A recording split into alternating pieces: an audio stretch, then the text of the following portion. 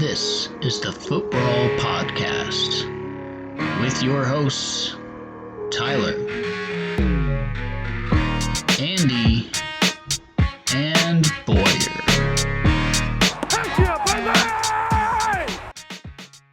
Welcome back to Fantasy Football Podcast, presented by two of your performance-enhancing dads and Colin. What's up, Colin? Hey, guys. So Colin is a piece of shit, but we invited him anyway. He's pretty much just here for laughs, so we'll see what happens. Colin, in case you didn't know, your team always sucks. So we'll see what happens this week in our matchup. How many championship trophies do you have, Ty? One. So do I. Perfect. I feel like we're on even ground right now. Boyer, where are you at on championship trophies? What? Yeah, okay, perfect. We'll move on. I didn't hear you. Where are you at on championship trophies? Huh? Yeah, okay. All right, perfect. There's no trades to talk about this week because our league is boring as shit right now. Everybody's competing. We're all between 2 wins and 4 wins, and nobody's quite ready to sell except for maybe Boyer over here trying to get rid of Waller, or we'll see what happens. So we'll jump into injuries. Baker went down with a shoulder injury. He says he's going to play. I don't know that that's going to happen. Tony had a high ankle sprain or an ankle sprain. I don't know if it was a high ankle sprain. My fault. Kareem Hunt went on IR due to a calf injury. Dak came down on a calf injury as well at the very end of the game, but he's on bye next week, so I don't think that's going to be an issue. Gibson left the game late and had no helmet the whole fourth quarter due to that shin injury. Julio Jones with another hamstring, well, the same hamstring, just it decides to keep lingering. Guy tries to play through it every week. Latavius Murray out with an ankle sprain. That's going to be at least a couple-week deal. Alex Collins, his hip or glute, he went out late. DJ Dallas finished up the game. What's up, Colin? He hurt his butt. He hurt his butt. And DJ Dallas finished that game. Penny's coming back. We'll see what the hell that backfield looks like next week. Paris Campbell went down with a foot injury. Apparently, this has been kind of a history of foot injuries for him. I imagine that this is going to be rough. T.Y. Hilton had a little bit of a quad injury. I don't think that's going to be a big issue. And then OBJ also went out with a shoulder injury. So there were a whole bunch of them this week. Any of these that you guys want to touch on specifically for fantasy purposes?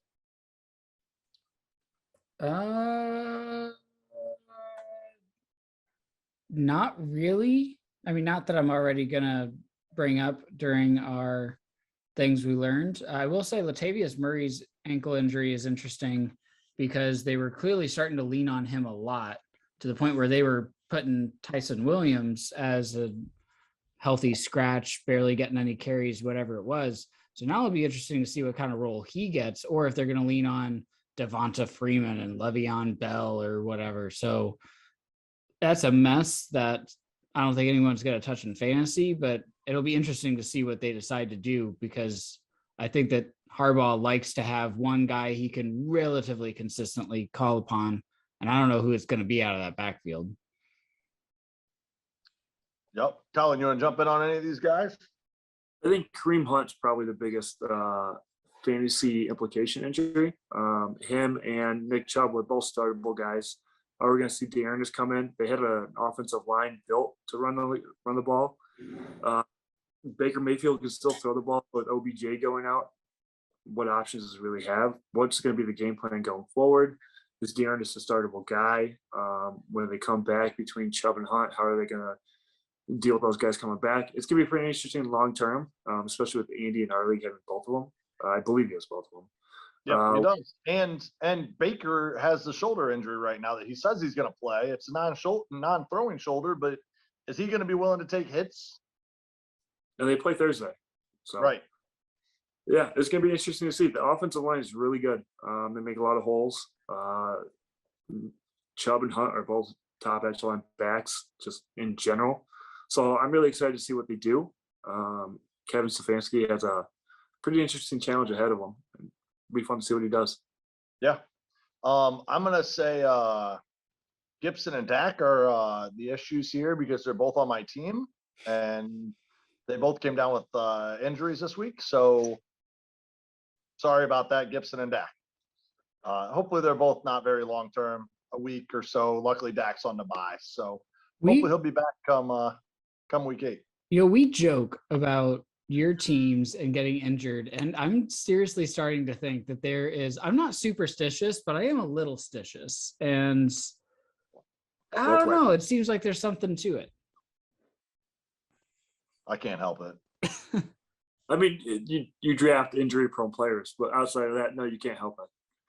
I wouldn't have considered. I mean, Dak got injured last year, but I wouldn't consider him injury prone. Yeah, a guy that sits out the previous year because he's injured, definitely not injury prone at all. It was a 1-year injury. It's not been over the course of his career. It's been an issue. Just like the previous year. You're right. My bad. Well, then why was CMC drafted so high? All right, hey. Let's move on. We could rag on Tyler's injury-riddled team literally for like 2 hours. I'm fully willing to do that as a special, but maybe we should move on. All right, CMC injury-ridden. Nobody draft him next year. Worthless. Yep. I will draft him for everybody, just so we're on the same page. All right, so let's move into a quick week 6 recap. I have no idea how we did this week. Andy has our predictions from last week, so maybe Andy will share those, let everybody know how we did. What about a quick what we learned this week from the NFL? Boy, are you going to jump in on that? Yeah, just like fantasy football, NFL teams can fall just due to dumb luck. We're looking at the Browns right now, mostly with Hunt and Chubb and Baker and OBJ and Landry was out. And I mean, it really sucks for them, but like that goes for, I mean, that's a really good team. I actually have the Browns as a dark horse for a Super Bowl this year.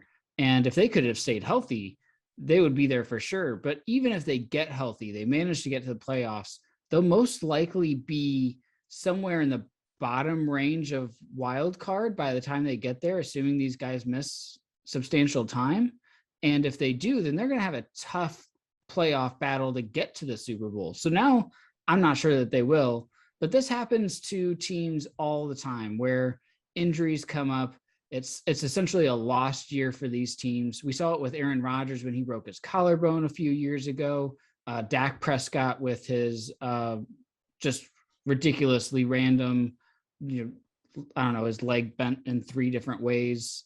Like, it sucks as fantasy managers to say that this is a luck-based game, which it is to a certain degree, but so is the NFL. The NFL has the exact same degree of luck that we do as fantasy managers. NFL teams do the same way. So I think that that's interesting because I almost feel like that the narration of fantasy leagues and fantasy teams and managers is that, oh, this can be such a luck-based game and it sucks to suck, but that's the NFL too. And that's what we're basing our entire game and fantasy off of. So it kind of is what it is. Yeah. Colin, what do you got? The Tennessee Titans, are they good? Are they bad? They lose to the Jets. They beat the Bills. I have no idea what to make of them. Taylor Lewan going out. Not only is that big for busting with the boys, but how long is he out for? He's a huge part of that left side of the line. I believe Saffold's the other guy on the left side with them. They're boys. He's one of Derrick Henry's best friends. Derrick Henry's a monster. Is he ever going to slow down? We keep saying the workload's got to catch up to him at some point. It's not. Just keep riding him until it does, right? Like, I don't know what else to, like, I even thought it was going to slow down this year. He hasn't. If they figure out their passing game, if Ryan Tannehill starts hitting some deep shots again this year, the loss of Arthur Smith seems to be a bigger piece than we thought it was going to be. Derrick Henry has carried them. He's been averaging, 27 carries a game. The hits that he takes, he's one of those guys, he's like Gronk in the sense of when he gets hit, he doesn't take like a light hit. He takes everyone's best hit from human missiles that are the best in the world at what they do. Like, can you imagine getting hit by a 6'4", 250-pound man with everything they have 20 times a game? Like, these linebackers are in a 4-5 now. Like, it's unreal, and the abuse these guys take, but Derrick Henry keeps chugging. So if anybody else has an idea what's going on with the Titans, let me know. Big DGen here, love gambling. I would love to be able to gamble better on the Titans. I've missed like 4 weeks in a row. So are they good? Are they bad? Nobody knows. Comment below. Let us know how you feel about the Titans, just for Colin's sake. I want to make sure Colin gets all the Titans input he can. For me, I'm gonna jump over to the Seahawks. Russell Wilson held that team together and is clearly one of the biggest pieces to that team. I'm not saying Geno Smith is a good quarterback by any means, but he's definitely not the worst backup in the league. I mean, you got a guy like Taylor Heineke coming in Washington looking good. You throw Geno Smith in here and he's just looked awful. Can't get DK Metcalf the ball, can't get Lockett the ball. They can't run the ball. It's bad. And clearly Russ is the reason that team's winning games. So that team was made of a bunch of duct tape, and Russell Wilson was the main piece of duct tape keeping it all together. I feel like we're proving them right in the offseason. You had mentioned they wanted to leave because they weren't investing enough into the offensive line and protecting them. I think watching Geno Smith, I think might be proof he was right.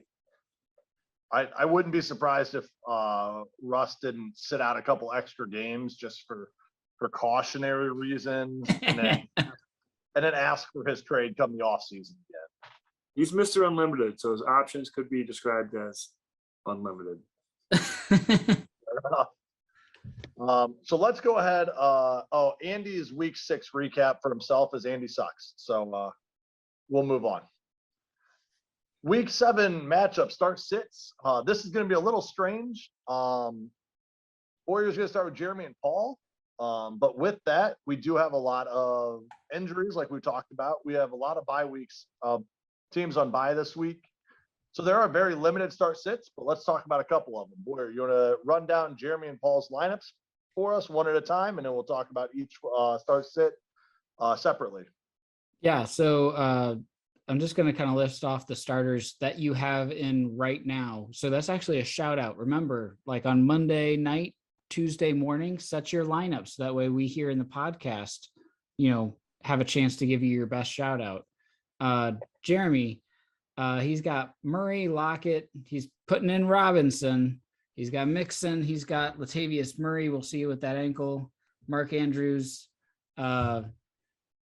I don't even know this guy's first name. Myers? Is that Josh Myers? Is that Jacoby? Jacoby Myers, that guy. McPherson at kicker and New England at defense against the Jets. All right. And really Jeremy's only start sit here that I saw would have been, does he play New England defense versus the Jets, or does he play Tampa Bay versus Chicago? Other than that, I think most of his team is on bye or not really startable. What do you guys think about the defenses? Would you rather start New England versus the Jets or Tampa Bay versus Chicago? Bill Belichick versus a rookie quarterback. I mean, you got to go Bill Belichick versus a rookie quarterback. Wrong if you go with Tampa versus Chicago. I think they're going to be going after Justin Fields. They got linebackers like Devin White to really just be a piss missile going after him. He's going to have a long day. Vita Vea is a monster up front. They got a couple guys on the defensive line and cause hell for him. But, man, Bill Belichick versus rookie quarterbacks, there's a long history of them doing well. So I think you got to go with that. Zach Wilson already threw 4 interceptions against Bill Belichick, I think, in the first game that they met. So I'm going to go with that one. The Buccaneers defense, specifically the secondary, is hurting real bad. So there's some opportunities for some balls over the top for Justin Fields, and he can do it. So I'm going to trust Belichick over the Bucs on this one. Okay. I'm going to stick with that just because the Jets are that bad, and Chicago has shown flashes, but the problem is they're at least okay. Right. They're not great, but they have a couple weapons. Fields is okay, but yeah, I'm gonna stick with New England as well. So, boy, run down Paul's team for us real quick. Yeah, Paul's got Mahomes, Metcalf, Debo, Aaron Jones, Chuba. Good job, Andy. He's got Seals Jones at tight ends, Chase Edmonds in the flex. He's starting a kicker, and he's got a defense currently on a bye. All right. So with Paul's team, he's got Ricky Seals Jones in at tight end right now. He does have Goddard on the COVID list, but I would imagine he's off by the weekend. And then you got Gronk as well that says he may or may not play this week. Are you guys just riding Ricky Seals Jones this week because he is healthy and we know he's active? Or would there be any consideration for a Gronk or Goddard at this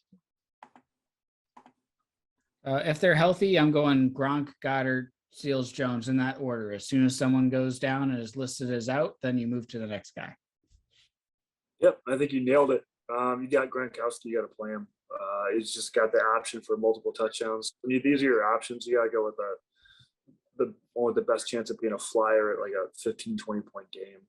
Ricky Seals Jones, he's going to be that guy that has a 15-point game on your bench, and you're going to be mad at yourself for not starting him. You're going to realize, oh shit, I didn't start Ricky Seals Jones. I'm okay with that decision. Like, he's got as many letters in his last name as Gronkowski, and Seals Jones has 2 names. So I agree. I'd be starting Gronk if he is healthy and they say he's a full go. But Ricky Seals Jones would be my second over Goddard, even though Ertz just got moved. He's shown flashes. He's been on the field 100% of the time, damn near. He is one of the targets that they like right now. So he would probably be my number 2 over Goddard.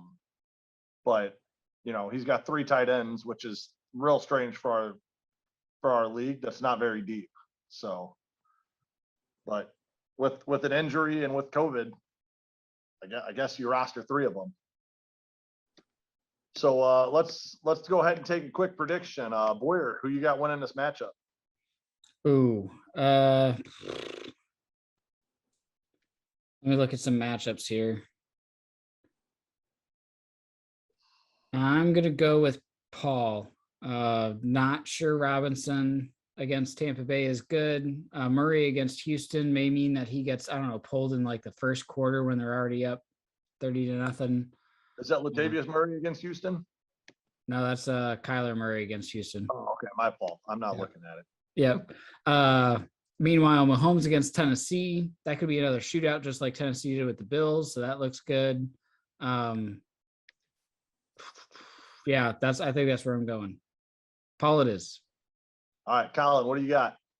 I'm going Paul. I think as long as Jared's Joe Mixon on this team, he's going to get punched down.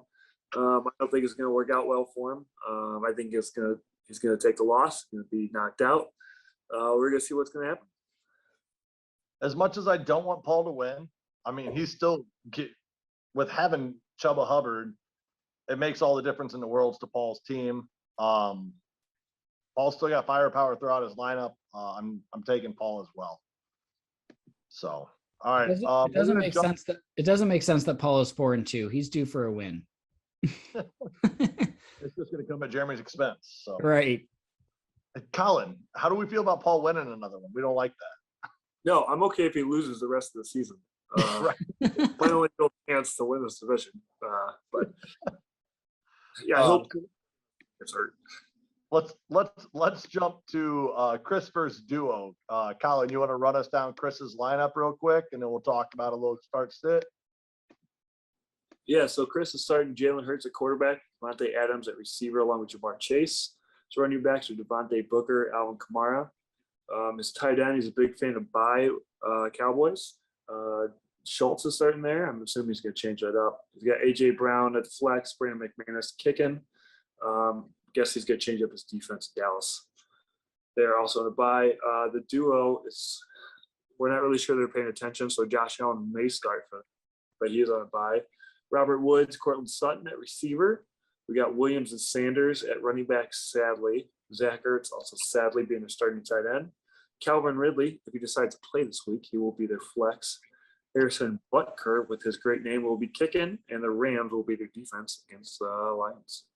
So his kicker and defense might be shining spots on that team. Not might be, they will be. All right, fair. So let's talk about Duo just needs to find a quarterback. Outside of that, I think that their roster is pretty much made up itself. They don't really have a lot of moves to be made. But Chris could have a running back decision. He's got to fix the tight end, got to fix defense. That'll happen on waivers here. But would you start Melvin Gordon? Is there any consideration for you guys to start Melvin Gordon here for Chris?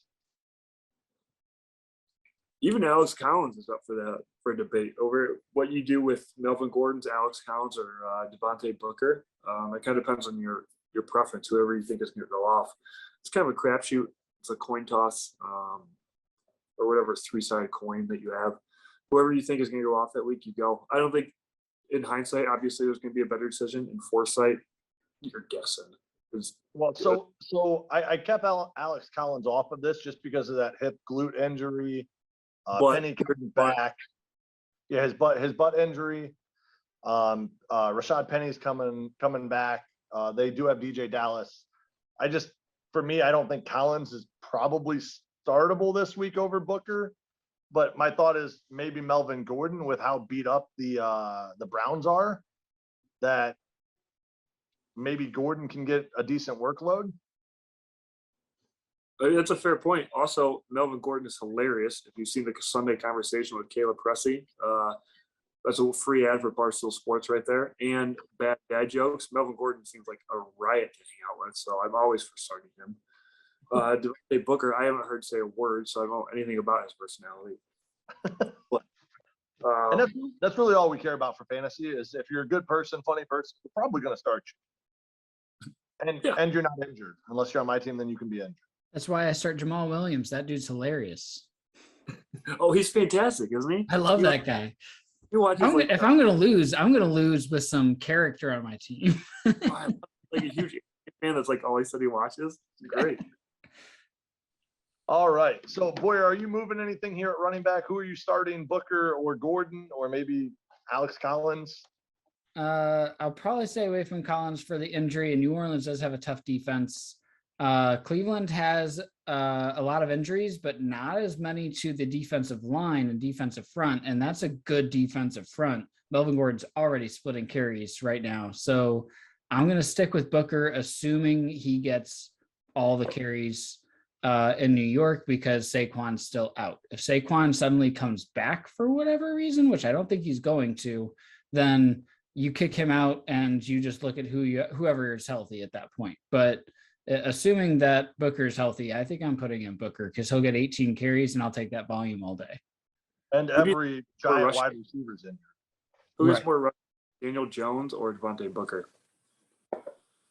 Who gets more rushing yards? Booker. Booker. I have no idea. I mean, even if Daniel Jones breaks an 80-yard runoff, he's going to trip at the 10 and then fail to get the touchdown, which will go to Booker. So well played. I love it. All right. So do we have to ask who's going to win this game? Go ahead. I'm going to ask anyway because that's part of my job. Who's going to win this game, Boyer? It's going to be Chris. Colin, who are you taking? Yeah, I think the angel of Josh Gordon is going to help him carry over the goal line on this one. I think it's going to be Chris. Yep, I'll agree. So next we're going to jump down to Andy versus Walker. They both got a couple lineup decisions to be made. Boyer, you want to run us down Andy to start, and then we'll go to Walker?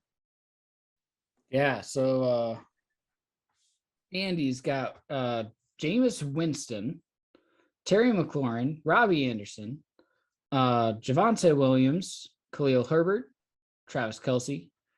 He's got Hawkinson in the flex. He's starting a kicker, which I think is a good move. And he's got New Orleans against Seattle at the defense. All right. So for Andy, he's got Rashad Bateman on the bench, came back, got 6 targets, 4 catches, not a lot of yards. But would you consider starting him over drop the ball Anderson over here or TJ Hawkinson? Would you consider Bateman over either of those, or do you just let Anderson ride and hope that his target share can produce? Colin, gonna jump in on that one first? Yeah, I think you go Anderson. There's gonna be weeks where he gets you 0. There's gonna be weeks where he gets you 22 points. You just hope it's one of those weeks where he gets you 22 points. We have no idea what Bateman is. In Andy's case, where his team's kind of thin, he needs a big boomer bust guy. Robbie Anderson's worth it. He's a frustrating player to start, but he's one of those guys that can win you a week. He's also one of those guys that can probably lose you a week. But Rashad Bateman, we just don't know. Until you know what he is, you can't logistically start him. Boy, what do you say on that one? Yeah, I agree. I think Bateman has a decent floor, maybe 40 or 50 yards, and we've seen Anderson pretty much get goosed. But this is a really weird week for Andy, because I think any other week against Walker, we would have had Andy winning by miles. And yet in this one, it looks like Walker is going to win by quite a bit. Khalil Herbert's projections are low, but Andy just does not have the firepower without Chubb and Hunt. So I think he needs some boom potential. I'm with Colin on this one. You got to keep Robbie Anderson, hoping that he gets the long touchdown. Yep. I would agree with exactly what you said, Boyer.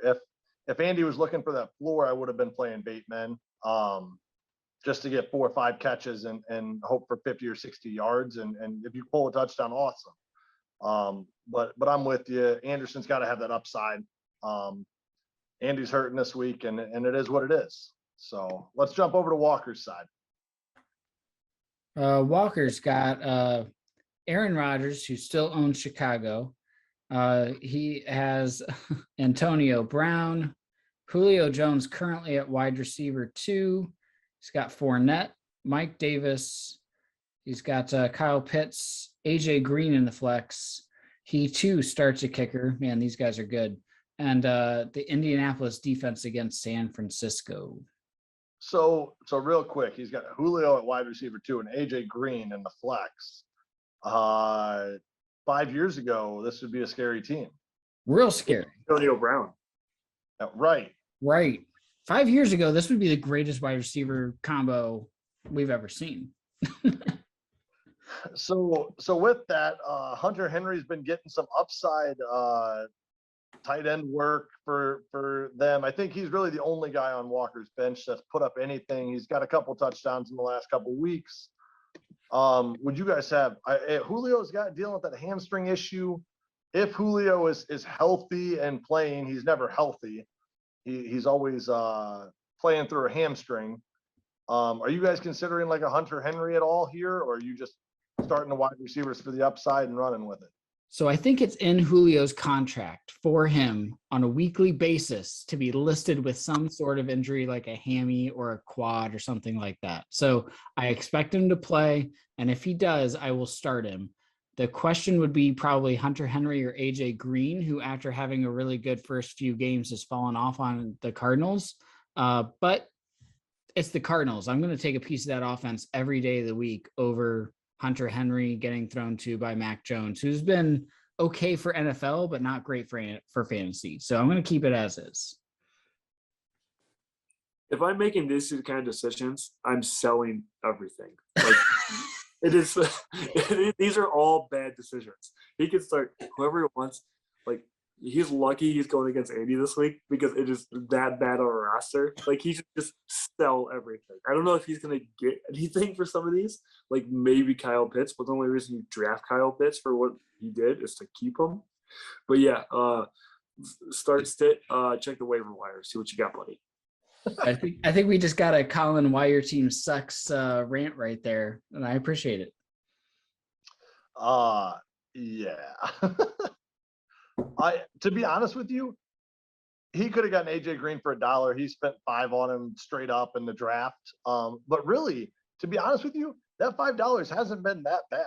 AJ Green has been a halfway decent receiver this year, and he even had a good week last week. Like that offense is just so good.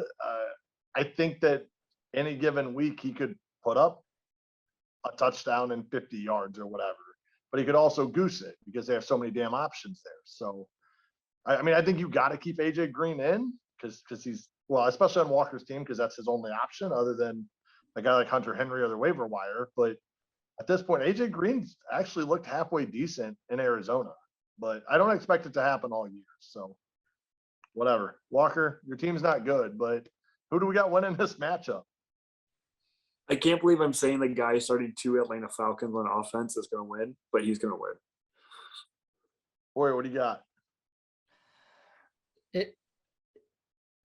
It's not just the running back situation for Andy. It's also that he's starting Winston, which I've done, and it's not a fun ride. So sorry, Andy, but I think Walker's taking this one. Yeah, I think this whole matchup depends upon waiver wires. And then if Khalil Herbert is the full-blown starter this week, Andy might have a shot. And Andy but pulls against a the waiver wire guy. against the Bucks front line, he'll hit a wall for most of that game. Right. I don't disagree, but at least that'll give him a shot. But if he's splitting time with Williams, there's no shot there. Agreed. So they tie, they both get 30 points and it's game over. Actually, it's a really good question. Does either of these teams have a chance to challenge for least amount of points ever? Yes, they both have. No, 19 is stupid low and nobody will break Paul's record. Paul will always hold that record. We thought about that with 32 from Fryer that one time, and then it was crushed. So I'm just saying. They've got a shot. Let's play the over or under of 60 or 60. Under. Total points between the two of them, or Under. I don't care what the question is. Under. All right, fair enough. This is a shitty matchup of the week, and with that, I think both of them are going to need a drink afterwards. So let's jump into a little pow. What you drinking?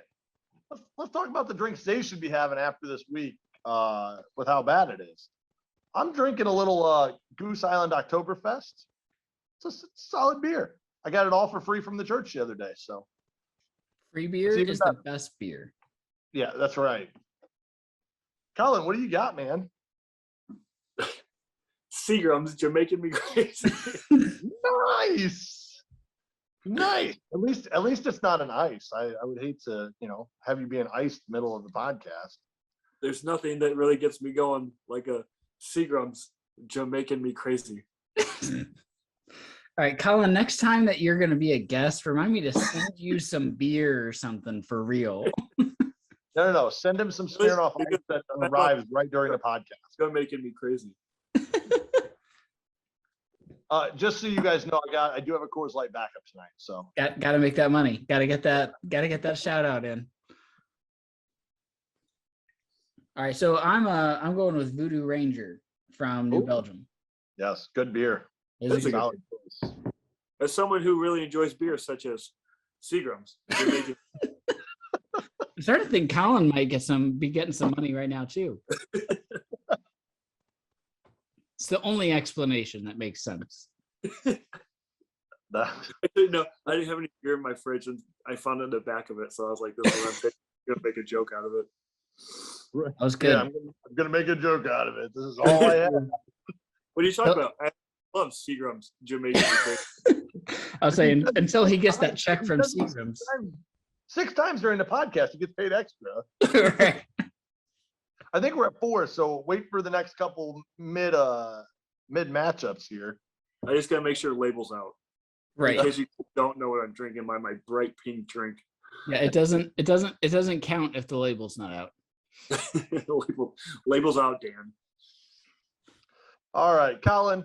With that, let's jump into your favorite person to talk about.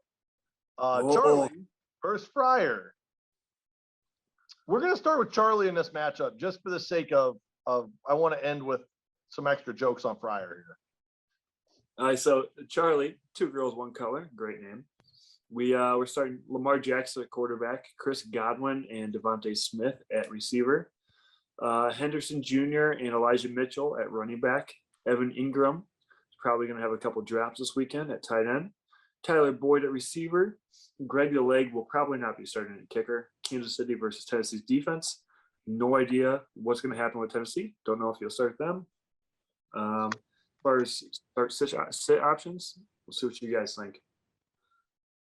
I think that's a order. Yeah, so I currently don't really have any lineup decisions for him based on bye weeks and other whatnots on his bench, unless you got one for me. I mean, he's got what, Sony Michelle on his bench, and I don't know who you start him over. Right. That's why right. Who would you play Sony over, right? I think outside of picking up a kicker, I think his lineup's pretty much set. Maybe change the defense a little bit, but are there many better? I don't know. Yeah. All right. So let's Boyer, you got any lineup decisions? Or are we pretty good with where he's at? I mean, he needs to spend some fab. Does Charlie have any? Maybe.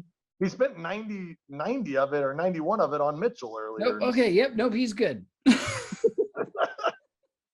All right. So let's Charlie figure it out. Fryer, let's talk about his team and the 3 players he can start this week. I'm so excited. This is going to be the other person challenging Paul for the low score with Walker and Andy. Is this absolute nincompoop of a human being? Like, the fact that he is allowed near a computer as an adult, like, surprises me. He has Tom Brady, Mike Evans, Kadarius Toney, who punched a person in the helmet with a hand, starting at receiver, James Conner and Williams at running back. He has 2 people on bye in the next 2 spots, so Arnold and Sanders, Mason Crosby, who needed 3 kicks to win a game, and then Green Bay's defense. How many times are you going to stack like teams in one game?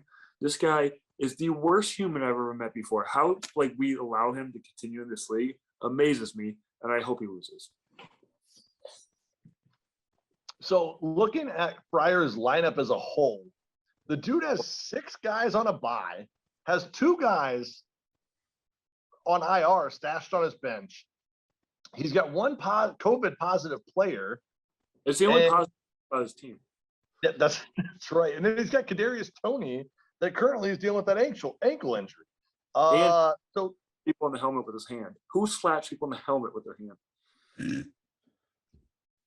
So how many roster spots do we have in this league? Can one of you give me a quick update on that? Not enough, and we can't trade them.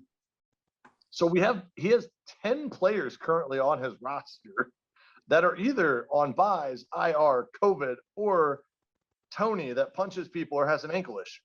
So I don't know who the hell you're going to start this week. I have 0 start-sit decisions.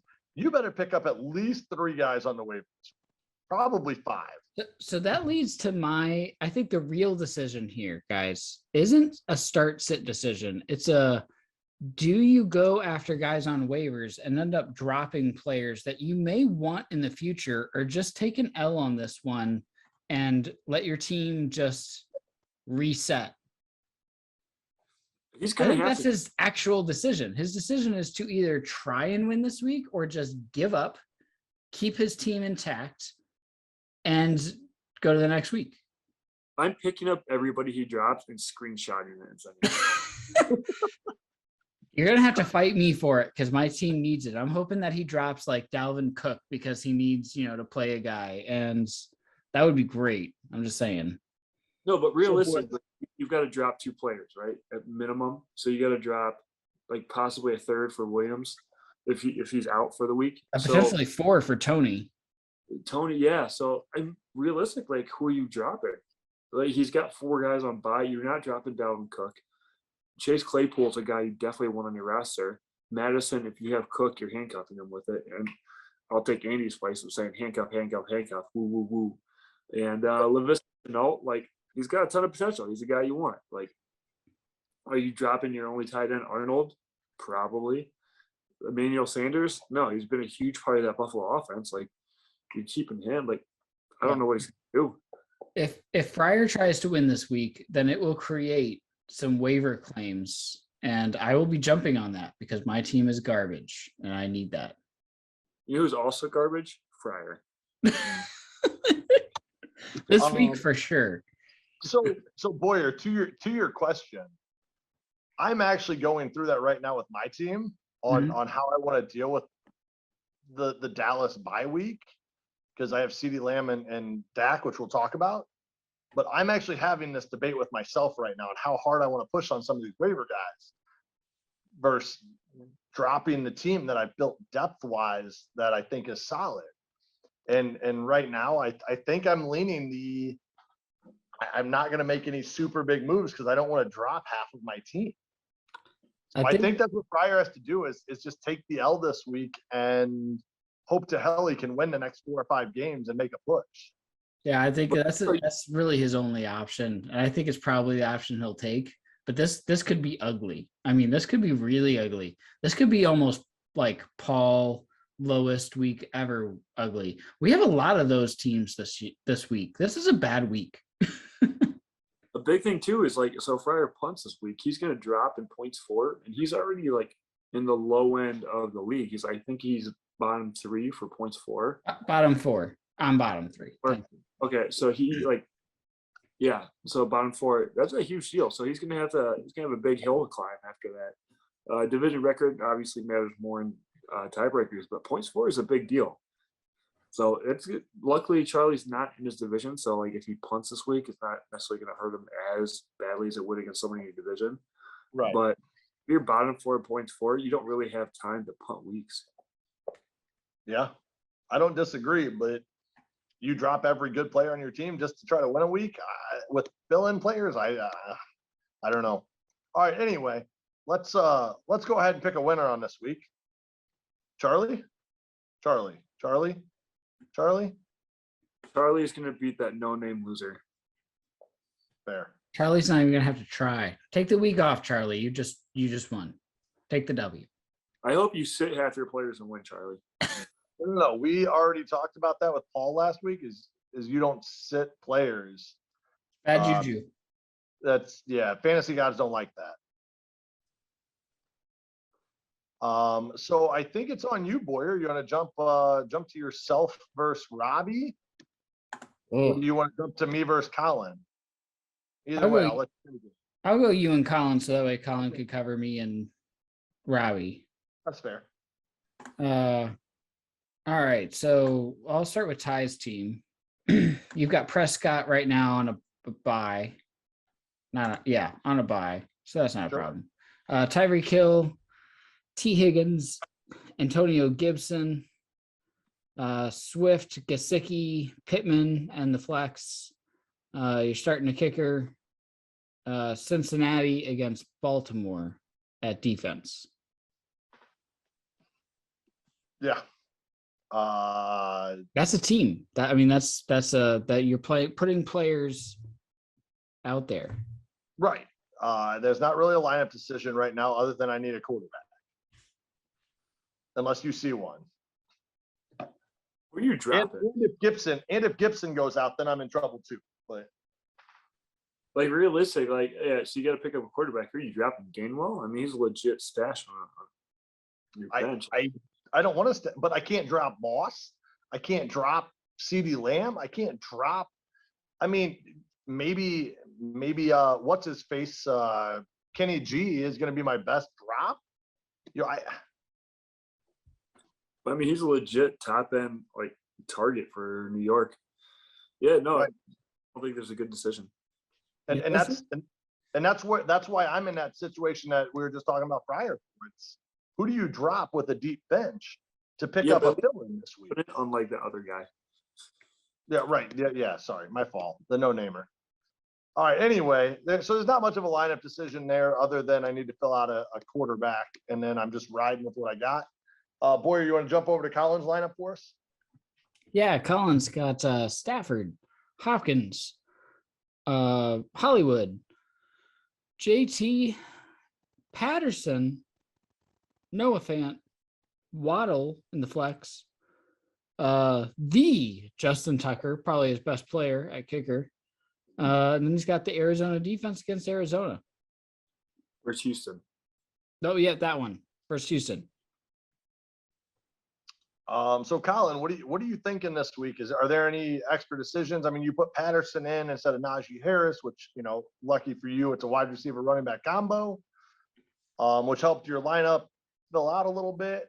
is there anything you're looking at, or is that you're pretty much set with where you're at? I think my only choices are Waddle versus Ayuk. Nobody knows what's going on with Ayuk right now. I think I got to play Waddle. He had a big game last week, but he keeps getting those short targets. If he doesn't get red zone targets, kind of in trouble. He can break one. He's got the speed, but is it realistic to expect it? Probably not. Probably expecting a low scoring game, but he's going to put up points. We don't know what Ayuk's going to do. Probably my only one. Maybe I think everyone kind of knows at this point I'm going for an upgrade at tight end. So hopefully I can get one there. But no, I think my line is pretty much set outside of that. Yeah, I would agree. And Tua and Waddle, have that connection. I wouldn't. There's no chance in hell I'm playing Ayuk at this point over Waddle. So I'm with you on that. Boyer, anything?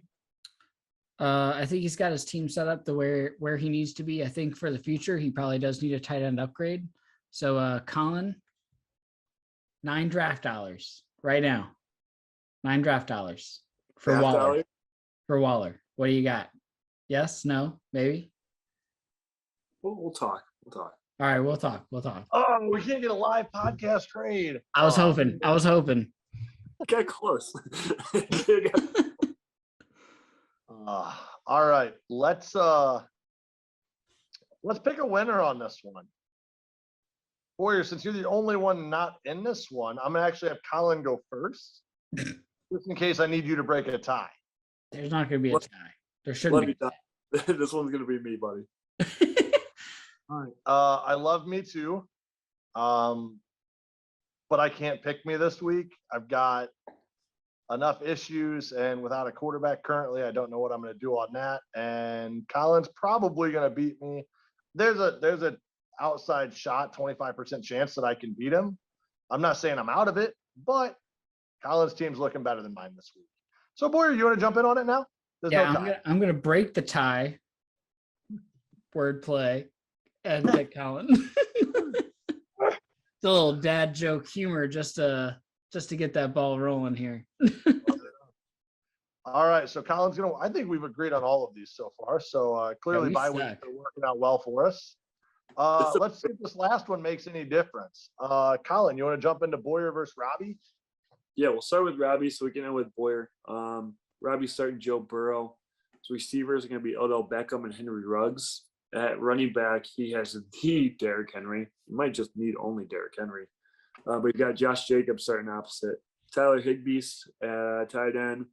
Myles Gaskin, he's got a kicker that's not playing. Probably will change, and he will have a kicker. Same with defense. It's Robbie, so you're not sure if he's going to change it or not. But if he pays attention this week, he might. Yeah, he will never see this podcast, so we can say whatever we want about him. That's right. All right, so for Robbie, I've got start two as running back 2 or flex. You've got Jacobs, Damian Harris, and Gaskin. I need a running back 2 and a flex out of those. I think you got to start Jacobs. I know everyone's kind of got their opinions on him, but he seems to be the lead back there. Then whoever you like better between Damian Harris and Myles Gaskin. I think I like Harris a little bit better. Put up the showing last week. He put up numbers most recently. I don't think you're wrong going either way. It's a crapshoot, coin toss, whichever one you like. Just pick your matchup. I'd go Damian Harris. I think you're wrong to start Gaskin. I think you have to start Harris in the flex. Boyer, what do you got on those Same three? thing. So we both agree that Colin's an idiot. Yeah, right. I'm confused. So they really shut down the running game. So then you got to start 2 at wide receiver. You got OBJ, which he may or may not play this week. You got Ruggs and you got Tim Patrick. So a whole bunch of bottom dwellers with maybe some upside. What are you starting at wide receiver here? If OBJ is healthy, you start him. Then you're starting Ruggs. These aren't good choices. They're just, Tim Patrick.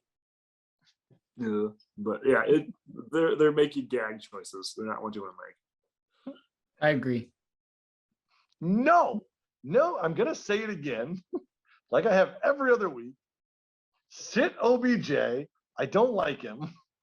So you start Tim Patrick? Sure, he's had good weeks until Judy comes back. Go ahead and play him. Sound good? Explains what your record. Hey, my record is, yeah, you're right. It's bad. My 10-year overall record's bad. My current year record's bad. I'm just not good at this game whatsoever. So But we listen to me. appreciate you regardless. You at Listen, least do that one more week. I'm literally just here in this league so we can have a podcast, I think is the rule of thumb at this point. Jeremy was like, we're going to kick him out at the end of last year, but he started a podcast, so we're going to just let him stay. So here I am. At least you bring something to the table. That's right. I brought you to the table tonight, you know. Ooh, well played. Love it.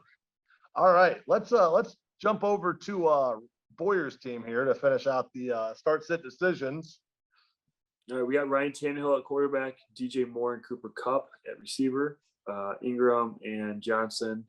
That's Dearness Johnson at running back. Darren Waller at tight end. Cooks is cooking at the flex. McLaughlin is a wonderful name. He is going to be the kicker.